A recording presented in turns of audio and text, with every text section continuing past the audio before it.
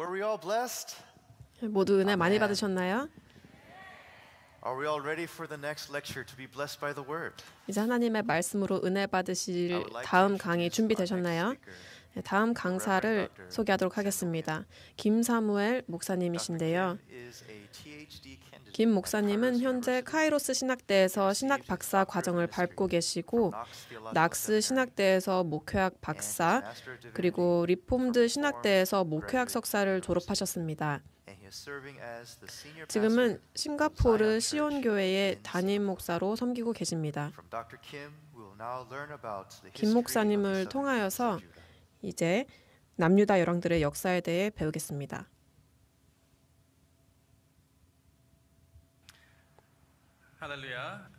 할렐루야.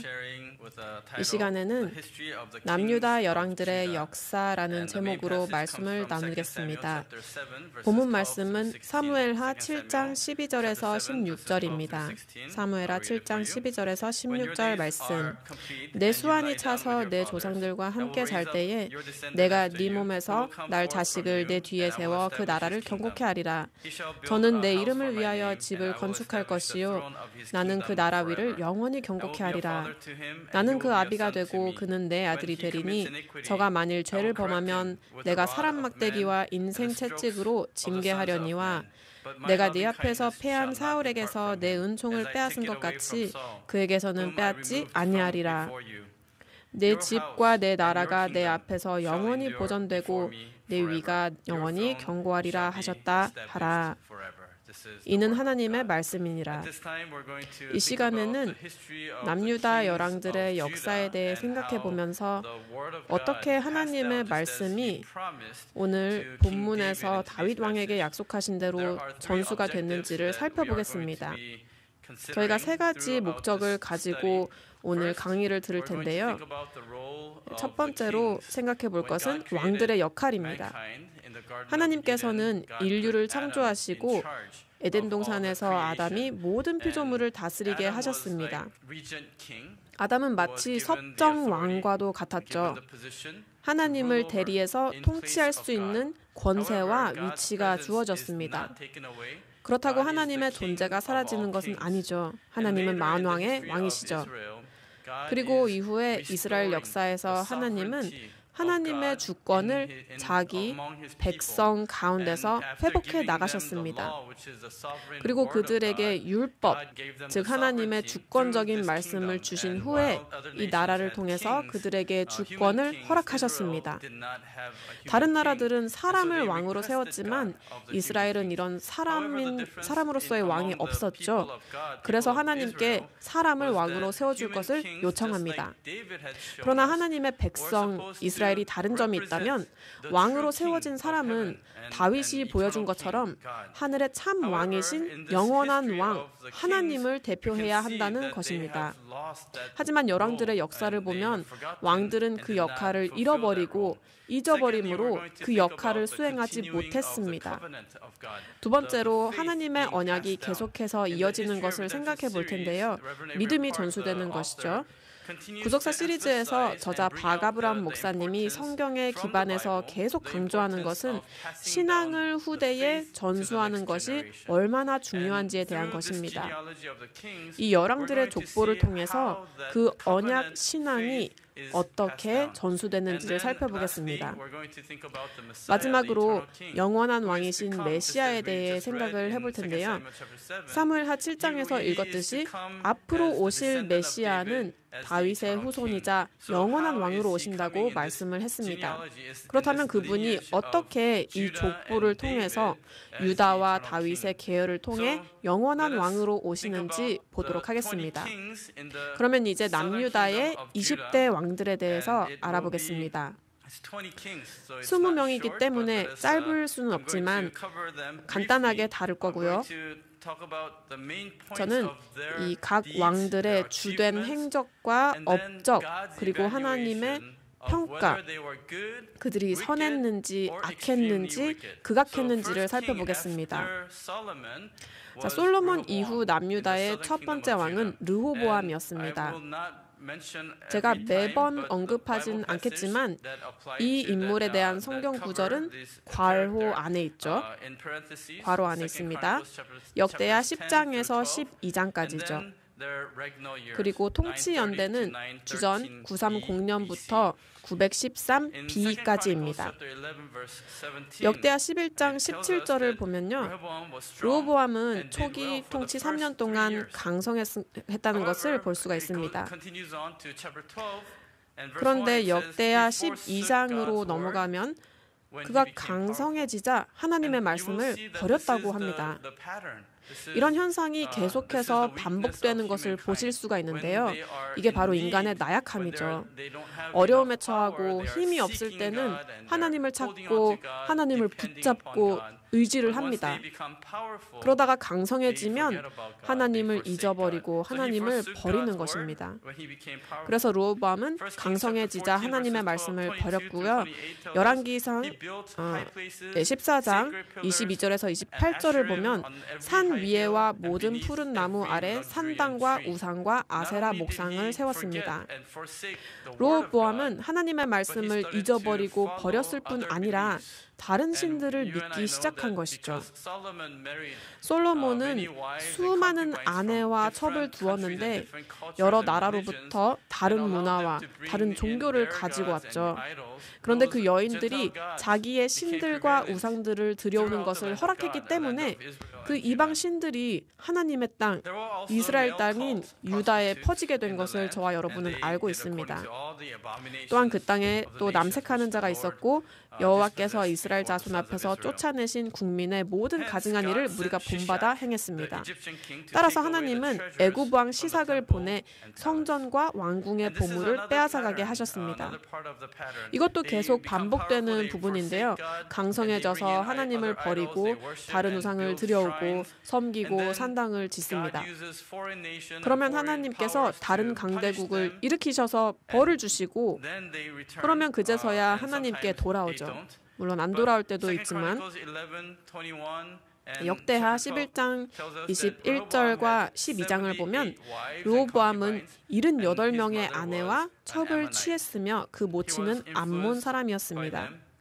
르호보암은 이들의 영향을 받아서 우상 숭배를 했어요.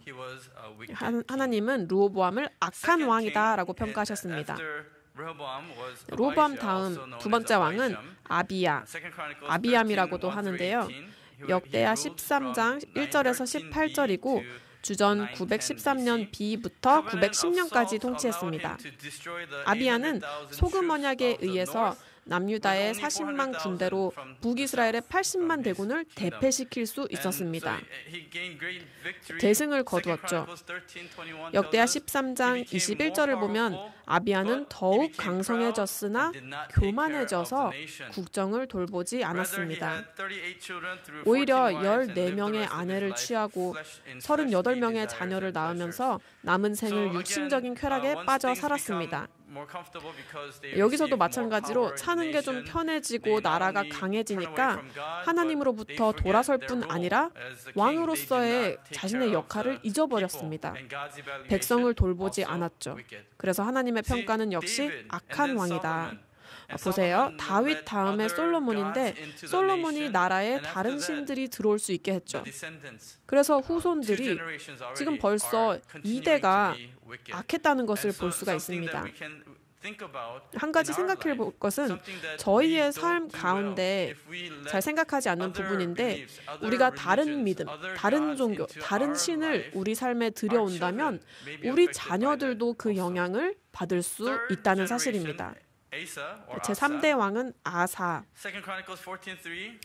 역대하 14장 3절을 보면 아사 왕은 이방 신들의 제단과 산당과 아세라상을 회파하며 완전한 종교 개혁을 단행함으로 나라가 35년 동안 평안했다고 말씀합니다. 하지만 왕이 된 지 36년 후에 북이스라엘이 공격을 해왔습니다. 르호보암은 이러한 국난의 위기 속에서 하나님을 의지하지 않고 아람 왕을 의지했습니다. 당시에 남유다보다 강대국이었던 아람이죠.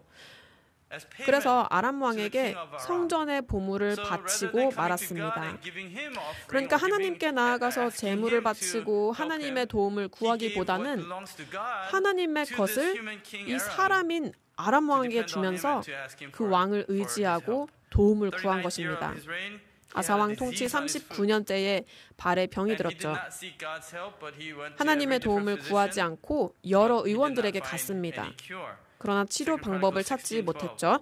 그 말씀이 역대하 16장 12절에 있습니다. 하나님의 평가는 처음에는 선했다가 악해진 왕입니다. 네 번째는 여호사밧인데요. 여호사밧은 선한 왕이었고 그 조상 다윗의 처음 길로 행하여 바알들에게 구하지 않았습니다. 여호사밧은 하나님의 계명을 행하였고 그래서 여호와께서 나라를 그 손에서 견고하게 하심에 유다 무리가 여호사밧에게 예물을 드렸으므로 부귀와 영광이 극하였습니다. 산당과 아세라 목상들도 유다에서 제하였고요. 그러나 역대하 18장 1절을 보면 아들을 북이스라엘 왕 아합의 딸과 결혼시켰습니다. 바로 아달랴죠. 이것은 정말 치명적인 실수였습니다.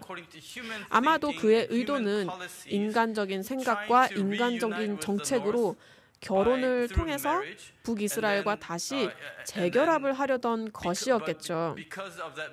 하지만 그 결혼 때문에 이 북쪽의 우상숭배와 죄악의 영향이 전부 다 들어오고 맙니다. 그 결혼이 틈이 되어서 열린 문이 되어서 사단이 남유다로 흘러 들어오고 말았던 것입니다. 여호사밧은 북이스라엘과 연합을 맺고 아합과 이세벨의 집안과 결혼을 통해 연합을 맺자마자 북이스라엘과 화평하며 화목했습니다. 그러나 이스라엘과 유다의 바알 숭배가 만연해졌고 결국에는 여호사밧이 죽고 나서도 80년이 넘도록 남유다는 그 대가를 치러야 했습니다. 그럼에도 하나님은 여호사밧을 선한 왕이라고 평가를 하셨어요. 왜냐하면 다른 왕들처럼 강성해졌을 때 교만해지거나 하나님을 버리거나 하지 않고 계속해서 하나님의 일을 하고 또 좋은 왕이 되려고 노력했기 때문입니다. 물론 아들을 아합과 이세벨의 딸에게 결혼시킨 잘못을 저지르기는 했죠. 그 아들의 이름은 바로 여호람입니다. 제5대 왕이죠. 그는 아합의 딸인 아달랴와 결혼을 했습니다. 부친의 선한 길로 행하지 않고 아달랴와 그 집처럼 행했습니다. 보면 인간은 선한 길보다는 악한 길로 가기가 더 쉬운 것 같습니다. 그리하여 바알 숭배가 만연했고요. 자기의 왕권을 강화하기 위해서 6명의 아우들을 칼로 죽였습니다. 후에 여호람은 창자가 터져 나오는 끔찍한 죽음을 맞이했습니다. 하나님의 평가는 역시 악한 왕이었습니다. 그 다음에는 4명의 왕이 있는데요. 아하시야, 아달랴, 여호람의 아내죠. 아달랴, 요아스, 아마샤. 이 왕들은 마태복음 1장 예수 그리스도의 족보에서 빠졌습니다. 예수님의 족보 제2기에서 빠진 것이죠. 생략이 됐는데 그 이유는 이 왕들은 모두 아달랴와 관계가 있었고 아달랴의 영향을 받았기 때문입니다. 우리는 사단의 계략에 영향을 받으면요, 특히 사단이 하나님의 역사를 방해하고 중단시키려고 하고 또 하나님의 언약과 약속을 성취하시는 방법인 하나님의 씨의 흐름을 끊으려고 할 때 그들은 하나님의 족보에서 빠지게 되는 것입니다. 아달랴는 유다 집의 왕의 씨를 말리려고 했습니다. 사단은 아달랴를 이용해서 영원한 왕이신 여자의 후손이 이 땅에 오실 계보를 단절시키려 한 것입니다. 아달랴는 극악했고요. 다른 3명의 왕들도 악한 왕들이었습니다. 제10대 왕은 우시야로 우시야는 여호와를 의지하여 나라가 강하고 견고해졌습니다. 이건 제 생각인데요.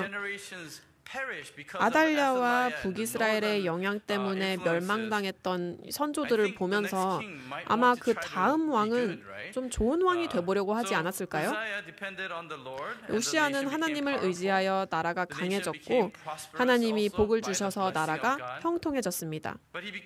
그런데 또 교만해졌습니다. 이게 우리 인간의 나약함이에요. 그는 강성해지자 교만해졌고요. 심지어는 제사권을 행사하려 하면서 선을 넘었습니다. 자기가 왕의 일뿐 아니라 제사장의 일도 할 수 있다고 생각을 한 거죠. 하지만 하나님의 율법에 의하면 왕은 제사권을 행할 수 없습니다. 그래서 하나님께서는 우시야에게 문둥병이 발하게 하심으로 남은 생애를 별궁에서 고통스럽게 보내게 됩니다. 우시야의 교만은 그의 통치를 망쳐버렸죠. 그는 아무런 선한 일도 이루지 못했을 뿐더러 후세대의 신앙을 전수하지도 못했습니다. 그래서 하나님의 평가는 선했다가 악해진 왕입니다. 제11대 요담. 요담은 여호와 보시기에 정직히 행하였고 더욱 강성해졌습니다.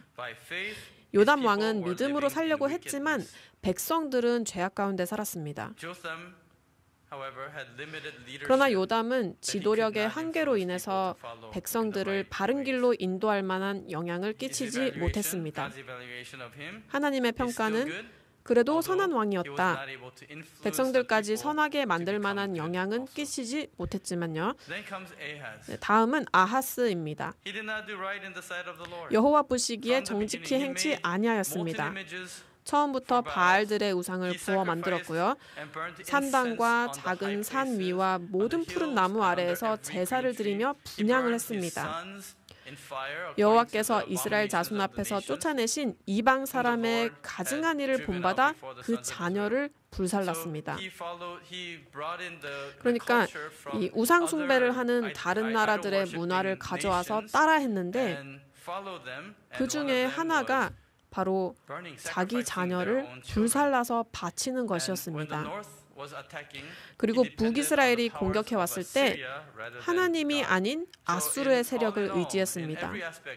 아하스는 대체로 모든 방면에서 좋은 왕은 아니었죠. 회개하기보다는 다메섹 신들에게 제사를 하였고요. 이 아하스는 하나님을 거절하고 죄를 지으면서 정말 하나님의 면전에 대놓고 거듭거듭 악을 행했습니다. 심지어는 회개할 기회가 주어졌을 때도 회개를 하는 게 아니라 오히려 이방신들에게 기도하고 제사를 드렸습니다. 아하스는 성전의 기구들을 회파하고 성전 문들을 닫았고 예루살렘 전체에 우상을 만들었습니다. 그래서 이스라엘 열왕의 묘실이 아니라 예루살렘 성에 장사되었습니다. 하나님의 평가는 극악한 왕이었다. 다음 히스기야. 히스기야는 그 조상 다윗의 모든 행위와 같이 여호와 보시기에 정직히 행하였습니다. 이 표현은 여호사밧과 히스기야한테만 사용이 되었습니다. 히스기야는 부친 아하스 때에 닫았던 여호와의 전 문들을 열고 수리를 했습니다. 그리고 제사장들과 레위 사람들을 동편 광장에 모았고요.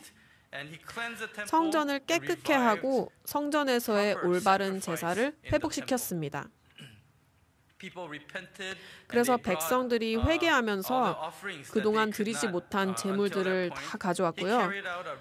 히스기야는 종교개혁을 단행하고 유월절을 다시 제정했습니다. 백성들은 즐거움으로 찬송하고 몸을 굽혀 경배했습니다. 하나님이 백성을 위하여 예비하셨음을 인하여 히스기야가 백성으로 더불어 기뻐하였고 백성들은 즐거워하며 절기를 지켰습니다. 그리고 아수르의 산헤립이 유다를 침공했을 때 유다를 에워쌌는데 히스기야가 이사야 선지자와 더불어 기도함으로 하나님께서 하룻밤 사이에 적군 18만 5천을 치셨습니다. 히스기야는 자신의 실수와 교만으로 병들었다가 회개를 통해서 생명을 15년 연장받았습니다. 히스기야는 다윗 다음으로 남유다의 가장 위대한 왕이라고 일컬어졌지만 자신의 신앙과 언약과 의로운 행위를 자기 아들 므낫세에게 전수하지는 못했습니다. 그래서 히스기야에 대한 하나님의 평가는 선한 왕이었습니다. 그러나 그의 아들 므낫세는 그 부친이 헐었던 산당들을 다시 세웠어요.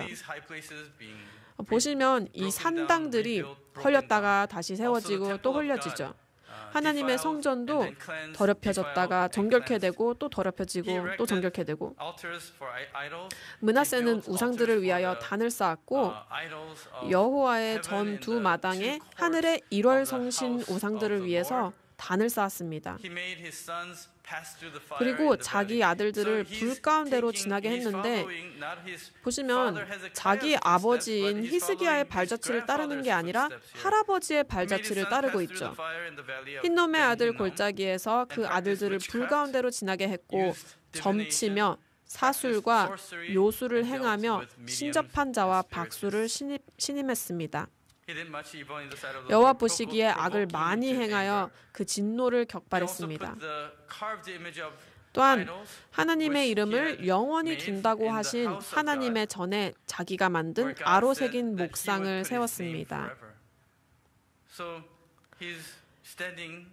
그러니까 하나님을 대적하고 범죄하면서 이렇게 성전을 더럽힌 것이죠. 그러나 갈고리로 고문당하고 쇠사슬로 결박되어서 아수르로 끌려가고 나서는 여호와께 간구하고 크게 겸비하였습니다. 여러분이 하나님이라면 그를 용서하시겠습니까? 그동안 하나님의 면전에서 행한 모든 일들과 성전 안에서 행한 그 모든 참람한 일들이 있었는데 아마 용서받기 어렵지 않을까요? 그러나 므낫세가 극악했음에도 불구하고 하나님은 그 기도를 받으시며 그 간구를 들으시사 저로 예루살렘에 돌아오게 하셨습니다. 족보에서 이 이야기는 저와 여러분도 하나님께 돌아오기만 한다면 소망이 있다는 것을 알려줍니다. 이전에 어떤 죄를 지었을지라도 하나님은 우리가 돌이키기만 한다면 우리를 용서해 주십니다. 므낫세는 그제야 여호와께서 하나님이신 줄을 알았습니다. 하나님의 평가는 극악한 왕이었지만 하나님께서는 므낫세의 말년의 회개를 기억하셨습니다. 다음은 아몬인데요. 부친의 악한 길로 행하여 자신의 신복들에게 죽임을 당했고 또 하나님은 악한 왕이라고 평가하셨습니다. 요시야, 어린 나이부터 다윗의 길로 행하였습니다. 종교 개혁을 단행한 또 다른 왕이죠. 요시야는 좌우로 치우치지 않았고 성전을 정결케 하고 수리하다가 율법책을 발견했습니다. 굉장히 중요하죠. 일생 동안에 하나님의 말씀을 찾고 발견해야 합니다. 이런 역사에서뿐만 아니라 우리의 삶 가운데서도 말씀을 발견할 때 회개가 시작되고 개혁이 시작되는 것입니다. 그렇게 할 때에 그 세대에만 영향을 끼치는 게 아니라 그 후 세대도 영향을 받아요. 하나님의 말씀을 찾아서 재발견함으로 많은 영혼과 생명을 살리게 되는 것입니다. 그래서 기도합기는 이 프로클레임 세계 전도인 대회를 통해서 다시 한번 하나님의 말씀을 우리 삶 가운데 재발견하시기를 바랍니다. 또 여러분의 교회의 성도님들도 교회를 통해서 또 삶 가운데서 참 하나님의 말씀을 받고 찾을 수 있기를 바라겠습니다. 요시야는 그 결과 위대한 종교 개혁을 단행했고 하나님의 평가는 선한 왕이었습니다. 17대, 18대 왕은 여호아하스와 여호야김인데 이들 역시 예수님의 족보에서 생략된 악한 왕들이고요. 여호야긴 여호야긴도 짧은 통치 기간 동안 이전의 악한 왕들을 따라 여호와 보시기에 악을 행했습니다. 1년도 통치하지 못한 악한 왕이었죠. 마지막 왕은 시드기야입니다. 시드기야 때에 성전이 무너지고 또 바벨론이 예루살렘을 완전히 멸망시켰습니다. 시드기야도 예수님의 족보에서 생략이 됐고요. 주전 586년 시드기야의 통치 때에 남유다가 바벨론의 포로로 끌려가고 또 성전이 무너졌습니다. 이렇게 저희가 빠르게 남유다 열왕들의 행적과 또 평가를 살펴봤는데요. 이제 저희가 가져야 할 물음은 이것입니다. 왜 나라가 망하고 백성들이 포로로 잡혀갔는가?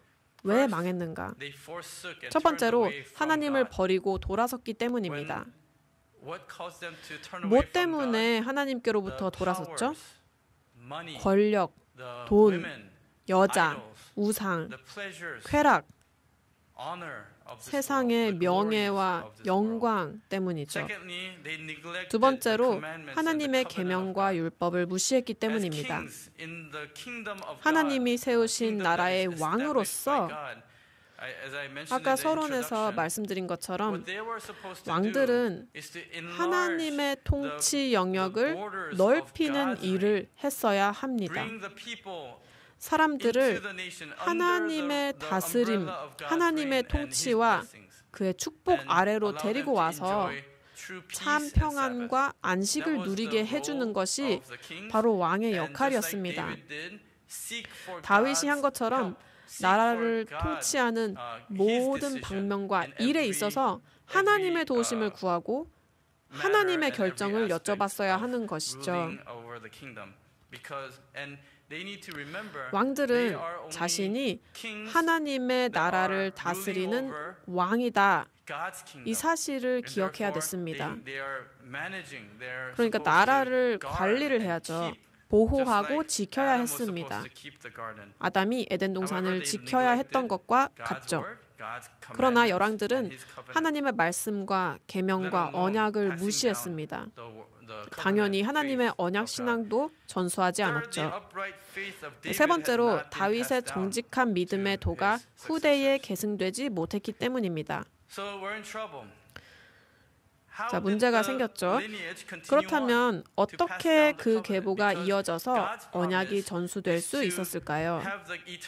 왜냐하면 하나님이 약속하신 것은 영원한 왕 메시아가 유다의 족보를 통해서 오신다고 했는데 이 열왕들을 보면은 선한 왕들보다는 악하고 극악한 왕들이 더 많았잖아요. 심지어 끝에 가서는 악한 왕들이 연달아 나옵니다. 그럼 예수님께서 어떻게 이 계보를 통해서 오실 수가 있을까요? 저희가 살펴봤듯이 이 계보, 이 족보는 하나님의 도우심 없이는 사라질 수밖에 없습니다. 이제 이 도표를 보실 텐데요.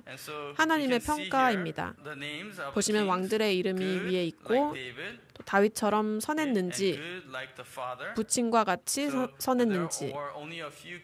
다윗처럼 선했다는 평가를 받은 왕은 소수밖에 없죠.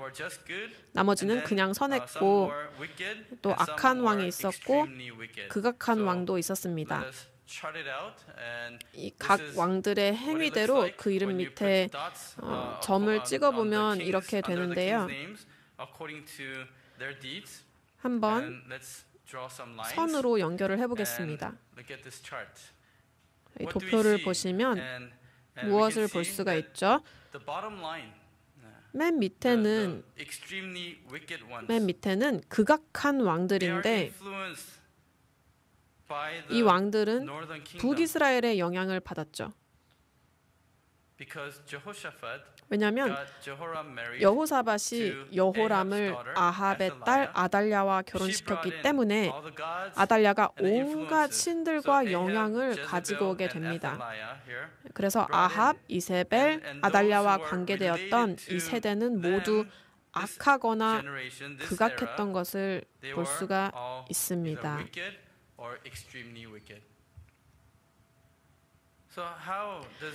그러면 이 왕국이, 이 나라가, 이 계보가 어떻게 지켜졌을까요? 하나님께서 이 유다 계보에 주신 언약은 사무엘하 7장 12절에서 16절에서 읽은 것처럼 언약의 등불이라고 합니다. 하나님은 이 등불을 다윗에게 주셨고 그 등불은 바로 언약이죠. 이것은 장차 하나님께서 이 나라와 민족에 가져오실 빛, 예수 그리스도를 말씀합니다. 장차 오실 빛에 대한 언약이고 하나님 나라와 또 보좌에 대한 언약이죠. 하나님은 다윗에게 그의 아들이, 그 아들의 보좌가, 위가 영원하리라고 약속을 하셨습니다. 하지만 그의 아들 솔로몬의 위는 영원하지 않았죠. 하나님은 영적으로 영원한 왕, 영원한 아들이신 예수님을 예언하신 것입니다. 왕들이 악했던 곳들, 그 시대들을 한번 보겠습니다. 나라가 망하고 있을 때 하나님이 무엇을 주셨을까요? 여기 르호보암 때에 하나님은 다시 한번 언약의 등불을 언급하시며 상기시켜 주십니다. 열왕기상 11장 36절 말씀. 그 아들에게는 내가 한 지파를 주어서 내가 내 이름을 두고자 하여 택한 성 예루살렘에서 내 종 다윗에게 한 등불이 항상 내 앞에 있게 하리라. 하나님은 우리가 바닥을 칠 때, 나라가 영적으로 망해갈 때, 어둠에 완전히 둘러싸여 있을 때, 심지어 그 나라의 왕까지도 그런 어둠에 물들어 있을 때 하나님께서는 다시 상기시켜 주십니다. 마치 하나님께서 칠흑 같은 어둠 속으로 그 등불을 가지고 오셔서 소망의 불을 다시 켜주시는 것과 같죠.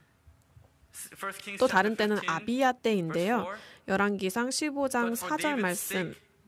그 하나님 여호와께서 다윗을 위하여 예루살렘에서 저에게 등불을 주시되 그 아들을 세워 후사가 되게 하사 예루살렘을 경고케 하셨으니. 또다시 하나님은 등불을 약속하시고 그들을 상기시키고 어둠의 빛을 비춰주십니다. 그리고 나서 그 다음 왕을 보세요. 선한 왕이 됐죠. 사람의 힘이 아니라 하나님의 은혜가, 하나님의 등불이 그들이 회복되게 하신 것입니다. 그 다음 가장 악했던 때에 역대하 21장 7절을 보면 여호와께서 다윗의 집을 멸하기를 즐겨하지 아니하셨음은 이전에 다윗으로 더불어 언약을 세우시고, 하나님은 언약을 기억하시고 자기 백성에게 상기시켜 주십니다. 가장 어두웠던 때에 또 다윗과 그 자손에게 항상 등불을 주겠다고 허하셨음이더라. 다음으로 아하스 기억하시죠? 하나님의 성전의 기구들을 회파하고 성전 안에 우상과 산당을 세웠던 왕입니다. 바로 그 시대에 하나님께서 특별한 약속을 주셨습니다. 바로 임마누엘의 약속입니다. 이사야 7장 14절. 그러므로 주께서 친히 징조로 너희에게 주실 것이라. 보라, 처녀가 잉태하여 아들을 낳을 것이요 그 이름을 임마누엘이라 하리라. 참 놀랍죠. 이 제일 중요하고 제일 귀한 임마누엘의 언약을 가장 어두웠던 아하스 때에 주신 것을 볼 수가 있습니다. 결론적으로 우리도 언약의 계승자라는 것을 기억해야 합니다. 그리고 그 언약을 다음 세대에게 전수해야 하는 것이죠. 성경은 이 신앙이 다음 세대에 전해지지 않으면 하나님의 뜻이 이루어지지 않는다고 계속해서 말씀하고 있습니다. 그리고 지금까지 보았듯이 하나님의 언약이 잊혀지지 않고 사람에 의해서 버려지거나 무너지지 않고 언약이 계속 이어지게 하는 분은 바로 하나님 자신이십니다. 그러면 여러분은 어떤 행위로 하나님께 평가를 받고 싶으신가요? 하나님께서 나를 평가하신다면 하나님이 무엇을 보시고 무엇을 기억하시기를 원하십니까? 저희가 신앙생활을 할 때 그것을 꼭 기억하시기 바랍니다. 그리고 이 언약을 저희가 성공적으로 전수할 수 있기를 바랍니다.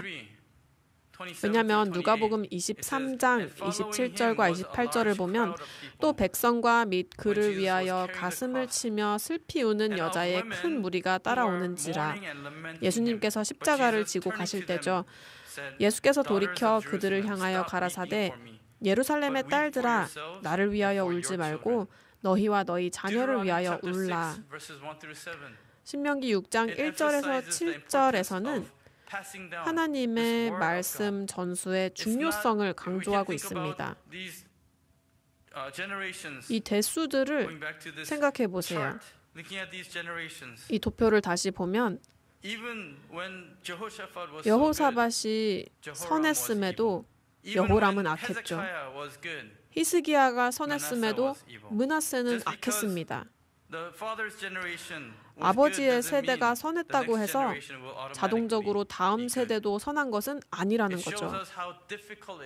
이것은 좋은 믿음을 다음 세대에 전수하는 것이 얼마나 어려운 일인지를 보여줍니다. 요시야 같은 왕을 보면요, 나중에 다니엘 선지자 같은 선지자들이 나타나죠.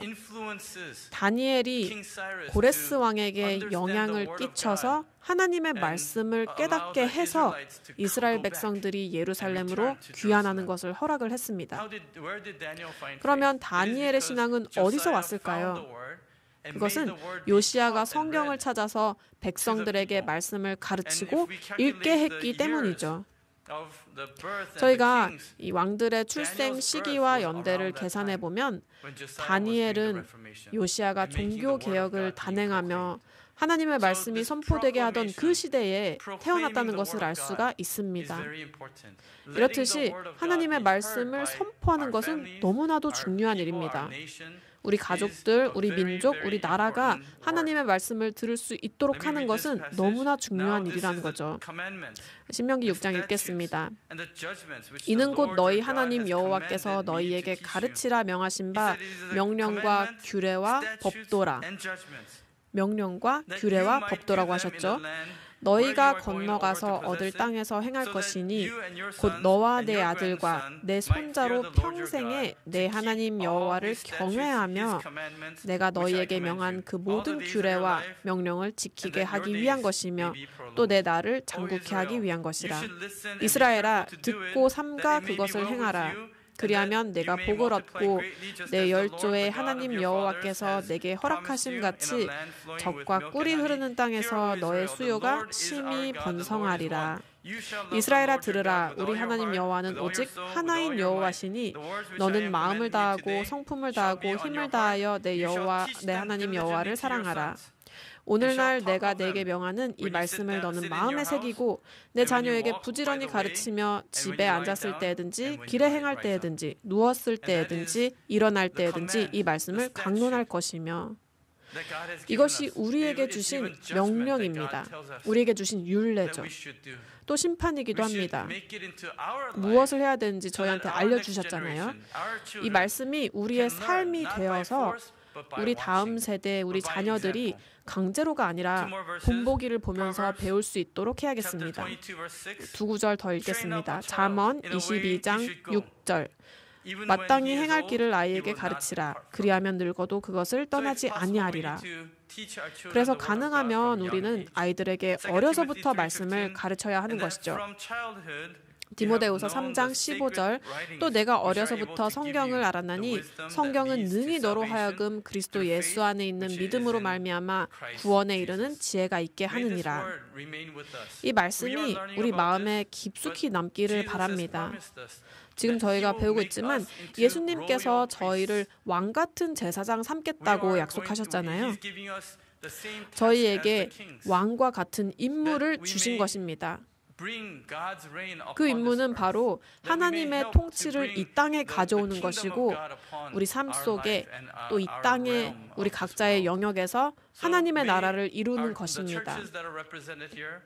여기 각자 교회를 대표해서 참석하신 모든 목사님들과 교회 지도자 여러분, 저희가 말씀의 권위를 받고 우리 자신을 위해서 권력을 남용하는 것이 아니라 우리가 하나님의 말씀을 다음 세대로 전하며 또 우리 세대에게 각처에서 선포함으로 하나님의 통치와 하나님의 나라가 저희에게 임하기를 소원합니다. 기도하겠습니다. 하늘의 아버지, 저희에게 이 말씀을 주심에 감사를 드립니다. 열왕들을 통해서 그들의 잘못과 악함을 통해서도 저희를 가르쳐 주시니 감사를 드립니다. 저희 속에도 이러한 악한 것들을 발견하곤 합니다. 그러나 아버지, 저희가 아버지께로 돌아갈 수 있도록 도와주시고 저희가 겸손하여 하나님 앞에 회개할 수 있도록 도와주시옵소서.